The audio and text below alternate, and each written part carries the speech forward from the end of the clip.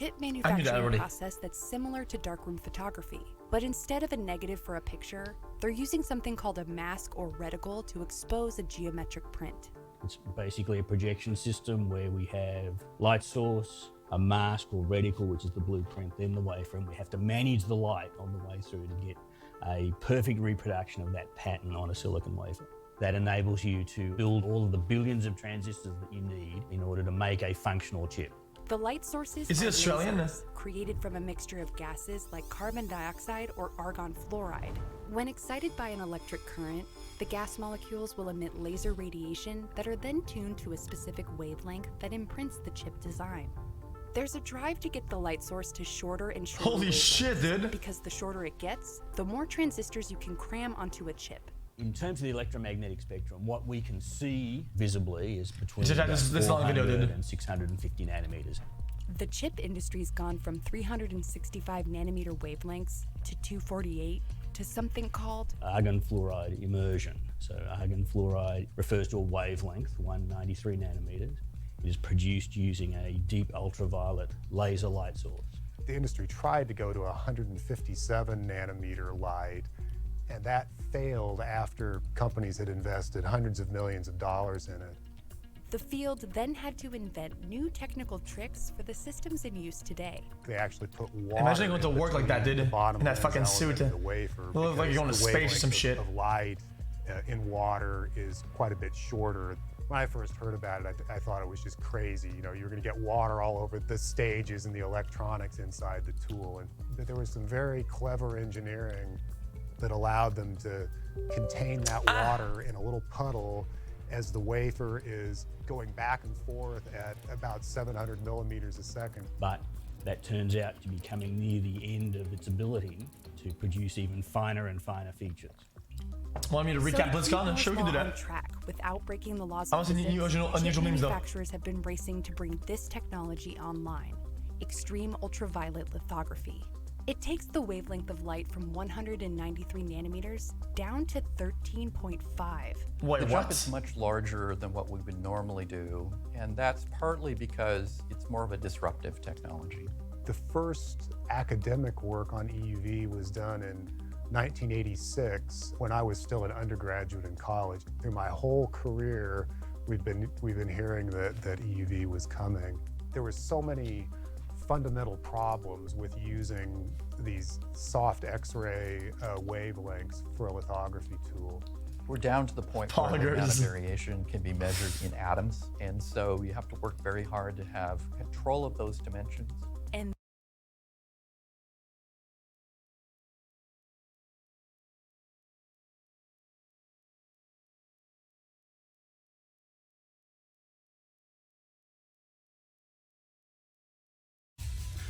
Alright, so my Twitch viewers are going to hate 124.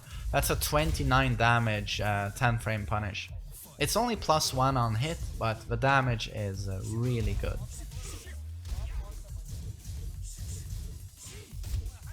Nice. Negan Downford went too. 32 damage I think, and +7 on a hit, and you can convert into intimidation. So it's an excellent move, and a 13 frame punish. What's up guys, Main Man Sui, hoping you're all doing awesome as always, and welcome.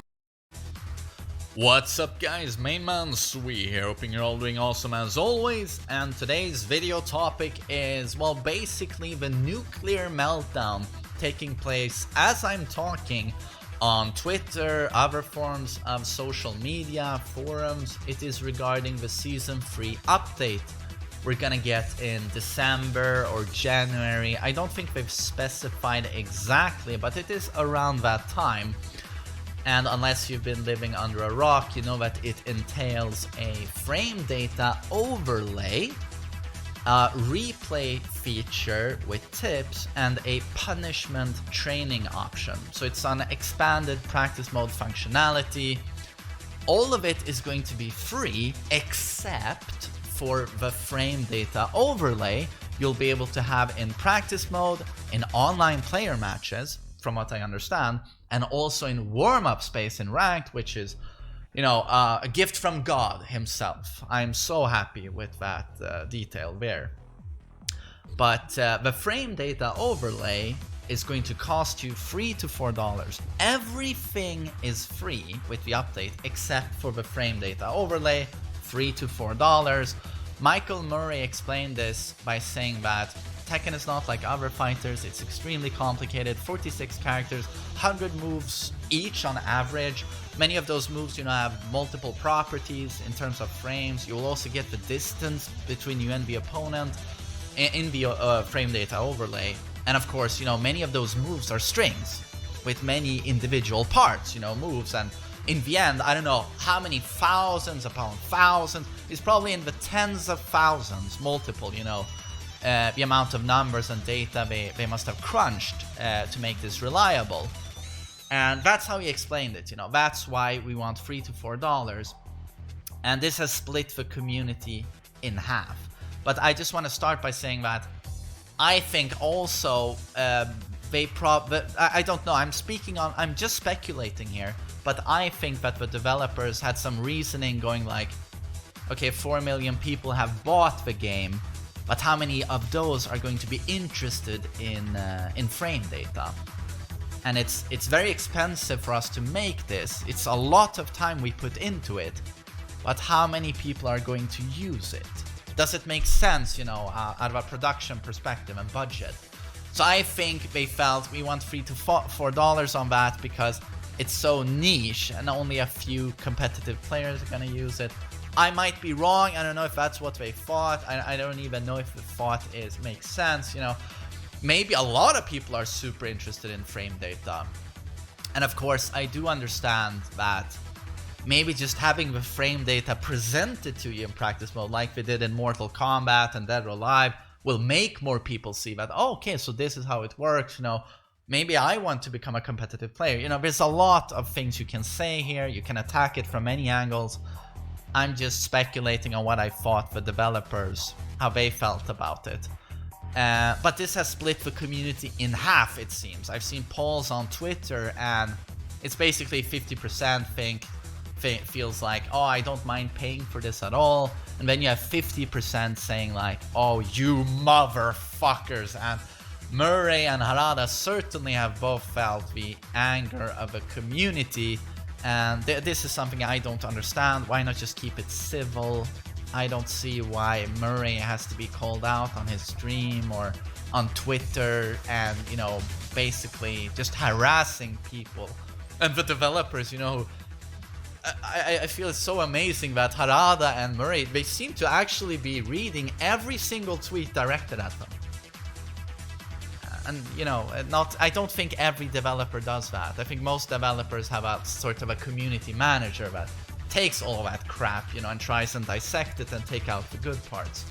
So I think we're very blessed to have them, you know, and your opinions aside on the directions they go with the game, but can we just appreciate that they actually listen? And I think the fact that we're getting the frame data is sort of testament to their will, you know, to actually give the community what they desire. I like that. I hope I don't sound like too much of a butt-licking fanboy for saying that.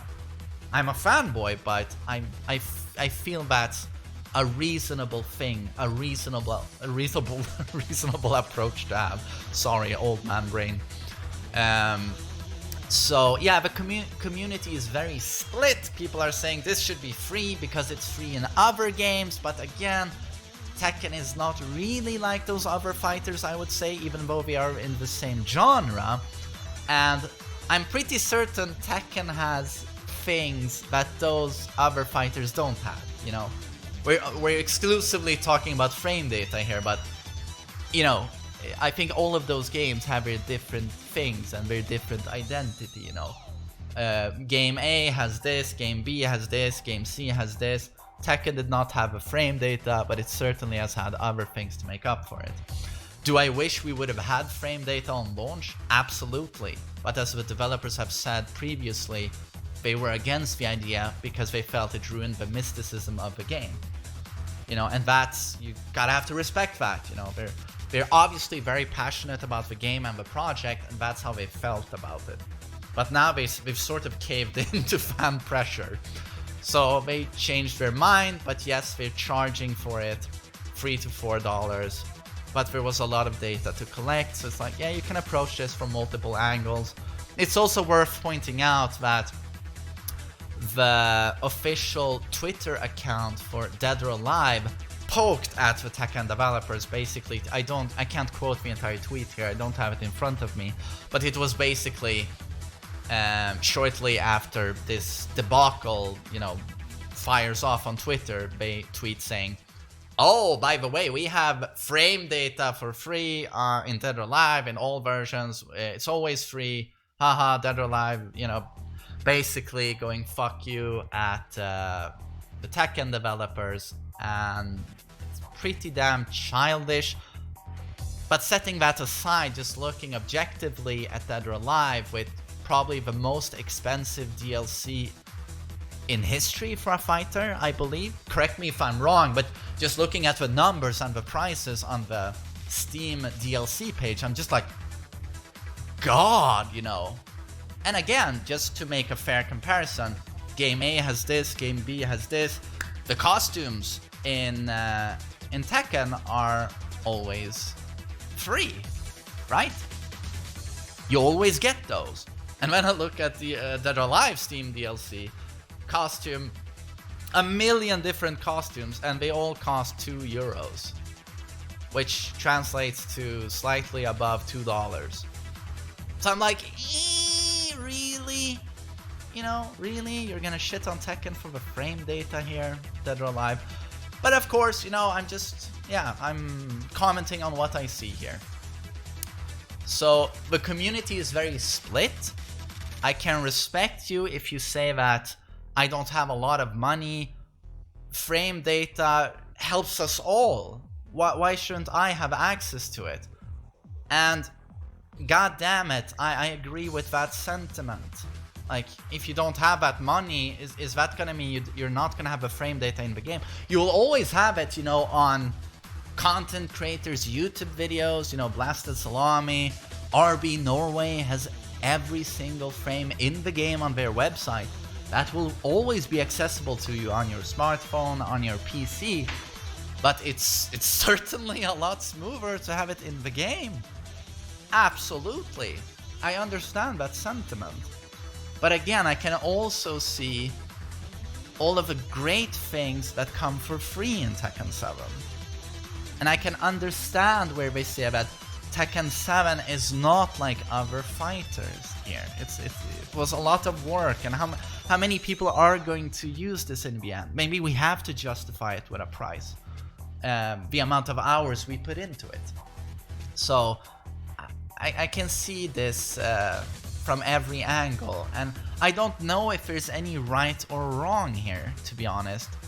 But I can say, maybe I'm gonna get a lot of shit for this, but I feel personally that Tekken 7 is an amazing game. I'm the biggest Tekken fanboy, so. But what I can at least do as a Tekken fanboy is compare this game to the Tekken games that came before it. And I was objective enough to be able to say with Tag 2 that I hated that game. I really did. And I'm a huge Tekken fanboy, but Tekken 7, I feel, is an amazing game. It's the best Tekken game, and a lot of great things in this game have come for free. And was it pretty bare bones on release? Yeah, it was. But it was no Street Fighter V, in my opinion. And now at Season 3, when you look at the free stuff that has come up to this point, there's a lot of great things there. And you know what? That punishment guide looks great. And it looks very well researched. And it is available to everyone for free. And it will tell you what the optimal punish is, you know, on a lot of moves in the game. They must have put a lot of time into that, because that's not obvious to the developers, I think. And it's obvious after a lot of time and research. And the replay feature, where you can, you know, for free, now I can save my replays, and you can control the pacing of a replay by skipping rounds and other options. And it also tells you tips. Oh, dude, You should have punished that aura with your Mach Punch, 442. Isn't that a pretty great feature, to be honest? So again, I'm not, I understand